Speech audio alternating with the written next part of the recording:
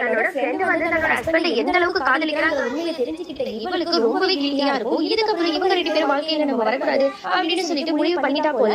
உடனே வேற வீட்டுக்கு ஷிஃப்ட் ஆயிடுறா.